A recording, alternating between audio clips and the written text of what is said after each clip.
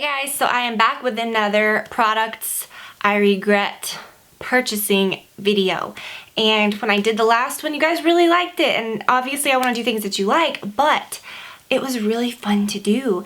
Not because I was like bashing stuff, but because, you know, like I say all the time, it's like you've got to take the good and the bad, and sometimes you don't necessarily agree with everybody's opinion, and that's okay. Some things that I hate you might really like, some things that I love you may hate, but I think that sometimes it's important to kind of go over things that you don't like as well.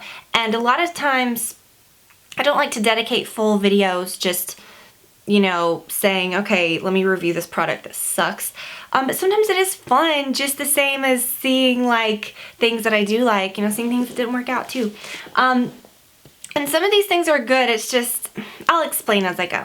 When I did that last video, I went over to my IKEA makeup storage that's in this room, where I keep things that may not be in my current rotation.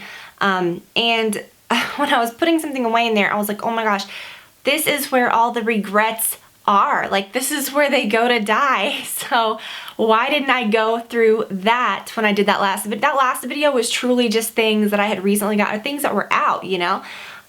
So I went through that and found so much crap, and it's kind of refreshing because now I can know some things that I need to get rid of. So some are recent purchases, some are old, many you will recognize. So let's just get started. This is a recent purchase, the Maybelline Matte and Poreless Fit Me Foundation. And the Fit Me Foundation is what the normal, you know, what it's normally called. But they have this new range called Matte and Poreless. I was super excited to try it. It wasn't pretty on my skin. I think if I wasn't used to like the Matte Velvet Plus, which is mattifying, but I hate when people say like mattifying foundations make them, you know, they classify all mattifying foundations as looking like chalky and blah, because that foundation is truly a matte foundation. Like, it keeps me from looking shiny, but yet it gives me like this natural like look, and it almost has like a nice print. That's what I'm wearing today, the Matte Velvet Plus. It almost has like a glow to it if you apply it with a beauty blender. Blech. Okay, anyways, this had that like blah look, so I wasn't really into that. It didn't really wear super well. I wouldn't recommend it. The IT Cosmetics Celebration Foundation in Fair. This is the powder foundation, and I love the one that is in the pearly compact. It's the same version of this, but it's the one that says Celebration Illumination, and sounds scary, but it's beautiful. It's an actual powder foundation that looks glowy and pretty.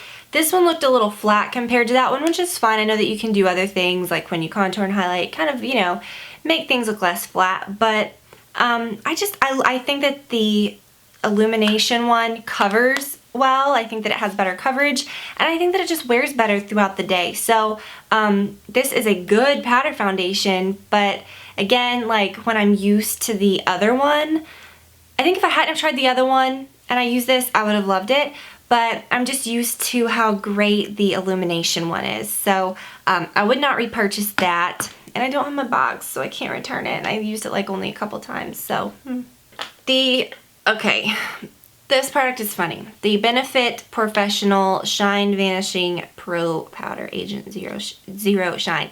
This product actually repurchased. They sent it to me a long time ago, and I remember using it and liking the powder. I thought that it looked pretty when I would touch up with it, so I repurchased it and forgot how annoying the packaging was. I lost the first one. I still don't, that thing, I swear it's never gonna, I think what happened was, I think it was in my old car, and then when we got the new car, I think it was in the little console when I got rid of it. So this is a good product. It makes your skin look really pretty. And even when I repurchased it, I said, yeah, you know, the packaging's kind of annoying, but it's okay. Once you get used to using other stuff, it just is annoying. The brush, it's okay. It's not a super cheap feeling little brush. It's really, you know, it's soft and nice, but the only thing is you have to take this out. You have to pour it out. I get that they were doing something different, but I just don't like dipping it. I just really wish that they would have just gone for that regular, like, you know, take the cap off and then just go and then twist it back, put it back on. I just so wish that they would have done that, because this would have been like holy grail status, because I love the actual powder that's in this. But after using it for a while, the whole little method is just so annoying, especially compared to this one, because I had purchased this a while back. It's the Peter Thomas Roth, and I have the box in here because I found it in my IKEA thing, because I saved this thinking maybe I'll return it, but I ended up loving it, and that was like, gosh, that was like when I was first pregnant when I bought this. But the thing is in my diaper bag. It's like in my purse, you know, because I'm actually carrying it around. But yeah, I don't want to go get it, so I have the box. This, like, you know, a product that looks like that, it's the same idea, but is the product better than that one, the actual powder? I think that they're pretty similar, but this I'm just always going to grab for. I'm never going to grab for that one because of the packaging. So I just really wish that they would repackage that into just like a regular one, because I love it. I love the powder, but I hate that I repurchased it. And a few more skin things. The Bare Minerals Well Rested Face and Eye Brightener Illuminator. It's a little product in a pen like that. It's more, I would say, it looks a little yellowy in tone. Maybe not. Yeah, a little more yellowy in tone. This, again, I was used to using the MAC Prep and Prime Radiant Rose, and how beautiful that looked on my eye area. The Radiant Rose is the one that's more pink in tone. I don't like the yellow one from that whole thing. And the Well Rested is a bit more yellow in tone. It just, to me, is just very see-through. You're not going to be able to see anything that I'm doing right here. It's just not anything good enough to make a difference, in my opinion. So, not a fan of that. The IT Cosmetics, what is it called? Hello Light Brightener, and the Bye Bye Under Eye Duo. This was like one of those special things. I don't know if they sell the duos of this all the time, but the brightener was fine. It was pretty neat. It was kind of in the same idea as the thing that I just showed you, but I liked this one a little better than that. It's a little yellow in tone. It's fine. I mean, not a bad product, nothing like groundbreaking or wonderful, but I really bought this product for the Bye Bye Under Eye. And it's a cool product because it's very intensely pigmented, so it will cover like anything. Problem is, it is like, see, you can see how pigmented it is. It's like, you don't need much of it, so when you blend it in, it just never sets. I wish that the formula would just, like, you can see on my hand how crazy, like, I love the pigmentation of that product, like, more than almost anything that I've ever used. But it is just, like, it just stays sticky. If you use just the tiniest amount, it still creases throughout the day. So, regret. This Dior Skin Nude Tan Light, it is the Healthy Glow Enhancing Powder in 002 Sunlight. I love this packaging. It just feels nice. When I bought it, I loved it. I was using it. I was using it in videos. I was like, oh yeah. But then again, like when I go back to something like the NARS Laguna, then I realize like, wow, that stuff was not good at all. You know, do you guys ever do that? Like you think something's great and then, this, when I go back to use it, I realize what I don't like about it is that it's just a little too orangey. Let me show you. I'll just get like a bit of it. When you swatch it, you can see just how orangey it is right in the middle of my hand right there. It's just very orangey, and I didn't realize how orangey that was that I was putting on my skin. I'm kind of like mortified that I wore this for like a good couple months, and I mean, I'm sure I had it blended in and everything, but even when you blend it, it's just, and I think I was just used to wearing it and seeing it, and then when I went back, like I said, like to the NARS Laguna or a product like the Too Faced bronzers, I love all their bronzers, it, you know, that were an actual like pretty tone, the tone of, that's what it was just the tone was all wrong, and the color is Sunlight, so that did not work for me, and it was expensive, so I hate that I bought that, and it's just kind of chilling. Speaking of the NARS Laguna, I just showed one of my empties. I've gone through that probably more than, definitely more than any other bronzer, but I've probably gone through more empties of that than most of my makeup products. But that is like one of those makeup products that I just go through again and again. And the compact's usually really nice and sleek, and they came out with this new one that is the Tahiti Bronzer Laguna Bronzing Powder Palette. I was really confused to begin with because I thought it was different, but really it's just a big, bulky palette. And it's got the bronzer inside of it, which is Laguna, as always. And then it's got a brush, which is different. So, maybe you get a little more of the bronzer. It looks pretty big, so that's good. I like that you get more of it. But, I don't need this brush. It just made the packaging very bulky, so I wish that I had just a regular one. It's, again, not a big deal. NARS actually sent me this one, so I would definitely never complain about it. I'm so happy that I have the new one. But for you, this is something that you'd be interested in. You don't mind that it's a little bulky, or you needed the brush and you might have wanted a little bit more product. I think it comes with more of the product. Then this would be good to try, but just to let you know. But for me, I would just rather have the other one. So again, this is not a regret because I love, this is like my favorite bronzer, but just a sort of, I should have even included this in the video, but this is something, I guess, just to sort of like let you know.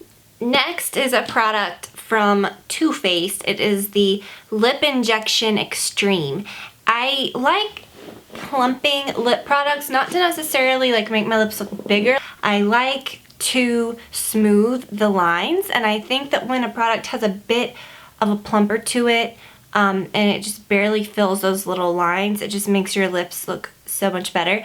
This one gave me like little broken blood vessels right on my lips and then on the edge of my lips, and both times I used that, it did this. So it's a very like, it's a very intense product, but it is just not, I think, good for your skin if it's doing those things. So I think it's just a little harsh, I guess I would say.